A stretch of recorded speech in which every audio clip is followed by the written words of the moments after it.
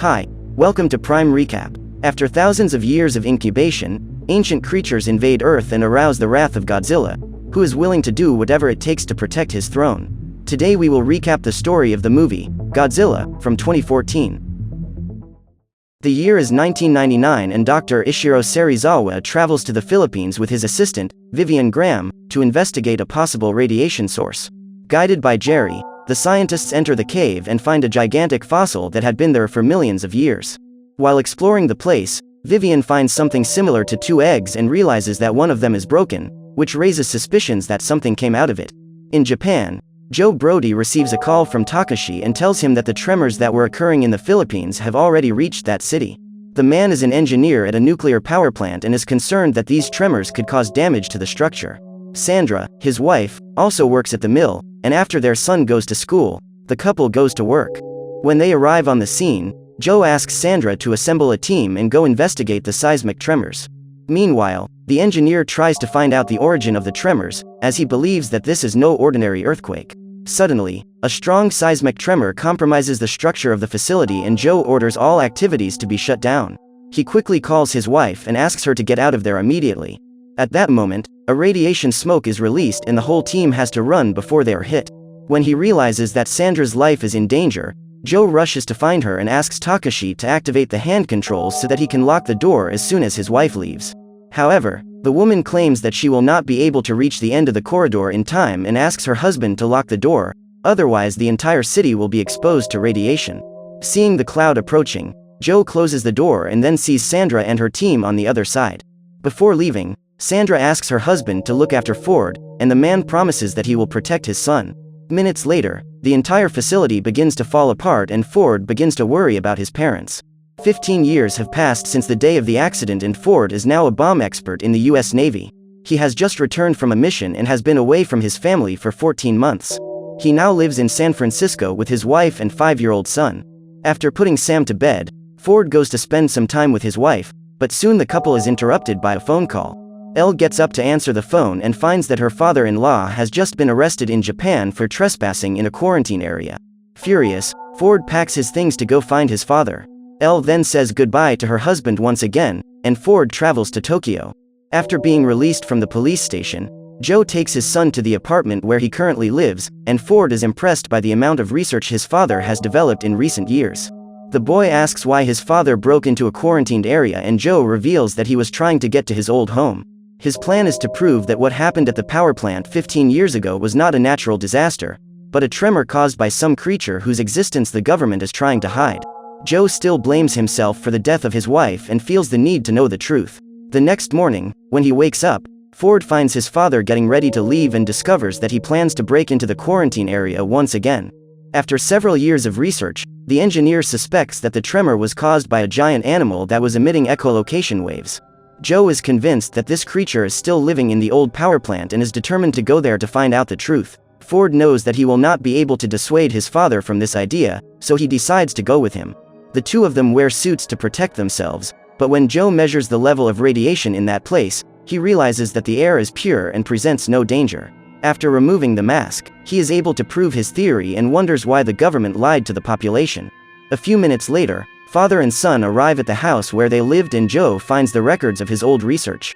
The man also finds a picture of his family and is moved when he looks at his wife's face for the first time after so long. As they were about to leave the place, they are caught by military personnel who capture them and take the duo straight to the base. Who is in charge of that research is Dr. Serizawa who, upon hearing about Joe's arrival, goes to talk to his assistant and Vivian tells him that several diskettes with records of what happened 15 years ago were found in the engineer's backpack. At this instant, the creature, which they have named Muto, begins to release electromagnetic pulses that affect the power grid and cause power outages. The animal had been feeding on radiation for several years and grows stronger and stronger. The security team then orders everyone to clear the perimeter, as the monster could attack at any moment. Ford is trapped in a van and is left behind with no way to escape to safety. Afraid of the damage that creature could cause, Serizawa orders his men to eliminate it and Muto is electrocuted.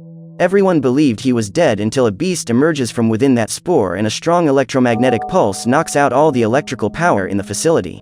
At that moment the door to the room where Joe was being held opens and he takes the opportunity to escape. During his escape, the man runs into Muto, which pulls the power cables and causes several metal beams to fall. The vehicle Ford is in is hit, but the boy manages to escape unharmed. However, the bridge where Joe was standing ends up being knocked down and he falls among the rubble. The monster then emerges from the depths and uses its wings to transport itself far away. Hours later, a medical team arrives on the scene to render aid to the injured, and Joe is one of them. Ford accompanies his father to the hospital and receives some advice. Before passing out, Joe asks the boy to go home and protect his family. Later, Joe ends up dying and Ford is summoned to Dr. Serizawa's office to help his team contain the threat. After offering condolences for the boy's loss, the scientist tells that in 1954, when a nuclear submarine first reached the depths, a creature was awakened from its slumber. Godzilla is an alpha predator that is on Earth millions of years before humans existed. At the time he was born, the planet was 10 times more radioactive, and these ancestral beings fed on the radiation. However, as the ages passed, the radiation present on the surface decreased dramatically, and the creatures adapted to live on the ocean floor, close to the underground, in order to absorb radiation from the planet's core. Serizawa says that 15 years ago his team found the fossil of another giant animal in the Philippines, but the creature had been wiped out thousands of years ago by parasitic spores. One of them gave birth to the monster that caused Joe's death, and Vivian asks Ford if his father has shared with him any information about what happened the day his mother died. After pondering for a few seconds, the boy remembers his father saying something about echolocation, and upon hearing this, Dr. Serizawa soon suspects that the creature was trying to communicate with another individual of his species. After making his contribution, Ford is sent by helicopter to Hawaii, where he must take a direct flight to San Francisco. Arriving in Honolulu, the boy takes a train to get to the airport and is confronted with a small boy being separated from his parents when the automatic doors close. Since he can't open them, the sailor tries to reassure the parents and promises that he will take the boy back to them. By tracking the radiation signal emitted by the creature, the scientists discover that the bat is approaching Hawaii and send agents there to contain it. It doesn't take long before they find Muto feeding, and soon the sensors pick up something else approaching the island from the ocean. Serizawa suspects that Godzilla is on the way and new military personnel are sent to keep watch on the beach. As the soldiers prepare to attack the giant bat, they are surprised by an electromagnetic wave that causes the aircraft to stop working and explode upon colliding with the ground.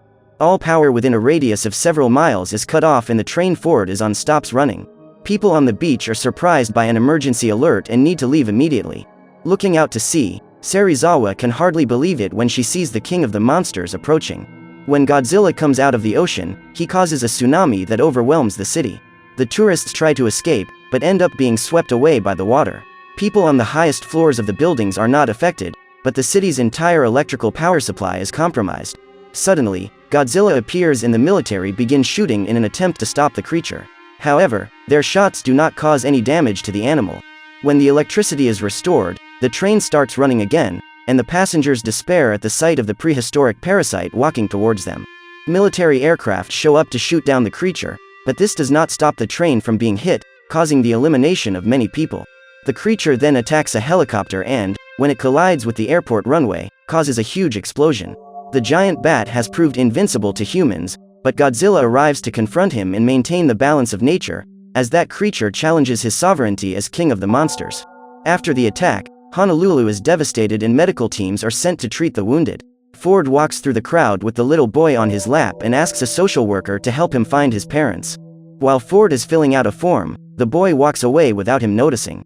However, when the man goes after him, he realizes that the young man has been reunited with his parents and feels the relief of having fulfilled his promise. Now his mission is to return home. However, since the airports are closed, Ford must ask the military for a ride and discovers that the monsters are also on their way to San Francisco. As Godzilla is heading towards the city, Dr. Serizawa believes that Muto is also there, since he is being hunted by the king of the monsters. However, Vivian reveals that the signal emitted by the giant bat indicated a call and asks why the creature wanted to call a predator. In this instant, Serizawa understands that the signal was not for Godzilla but for another parasite, since 2 spores were found in the Philippines 15 years ago. As far as scientists know, the second spore was inert and was sent to the United States nuclear waste dump.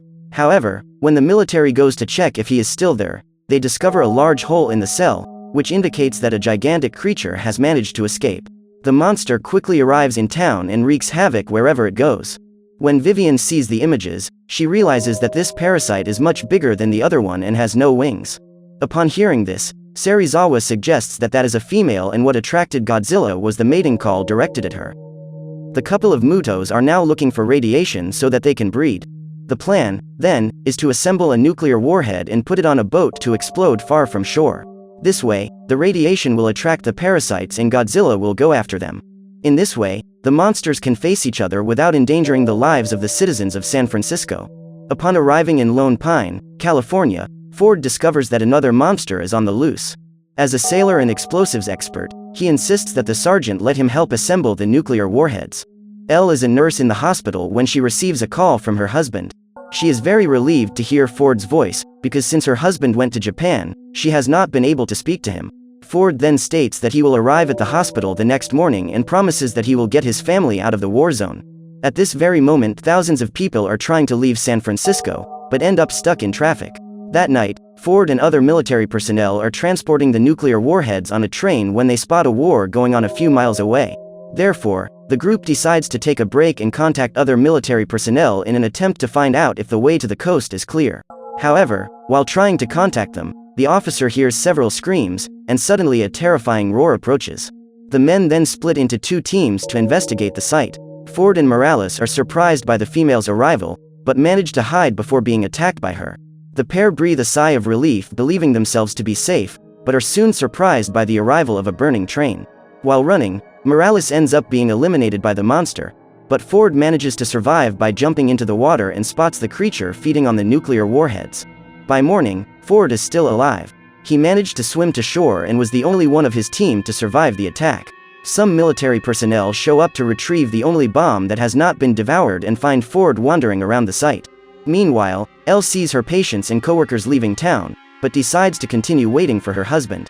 Fearing for her son's life, the woman gives Sam to her friend Laura and promises that she will find the boy as soon as his father arrives. Ford has just been rescued and goes to Oakland to finish the mission. There is a traffic jam on the Golden Gate Bridge and Sam is inside one of the vehicles. Everyone is apprehensive when they spot hundreds of birds flying away from the ocean and soon realize that some threat is approaching. Just then, the officers prepare for Godzilla's arrival and the shooting begins.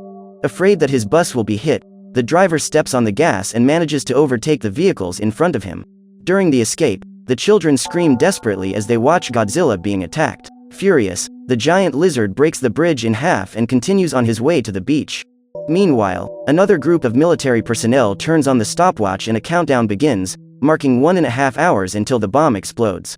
At that instant, an electromagnetic pulse is released and the engines of all the war vehicles are switched off. As a result, aircraft begin to fall out of the sky and the pilots are unable to get the boat with the nuclear warhead away from the coast. The situation worsens when Muto appears, dives into the water, and then invades the city. After getting food, he flies towards the female of his species, who is about to give birth to her first litter.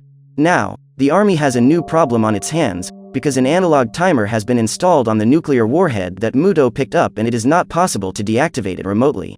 If the explosion occurs, not only the parasites will be destroyed, but also the 150,000 people who still remain in the city.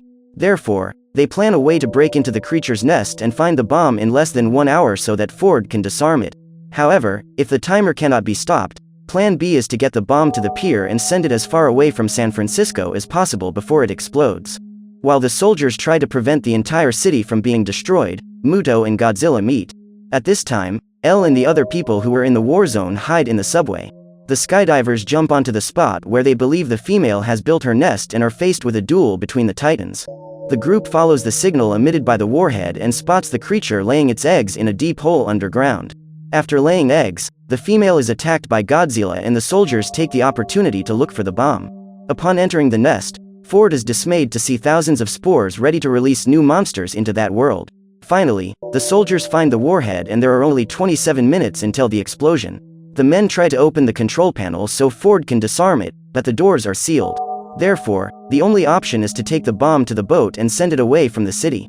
As the soldiers carry the warhead out of the nest, the giant lizard is about to eliminate one of the parasites, but Muto appears to defend the female.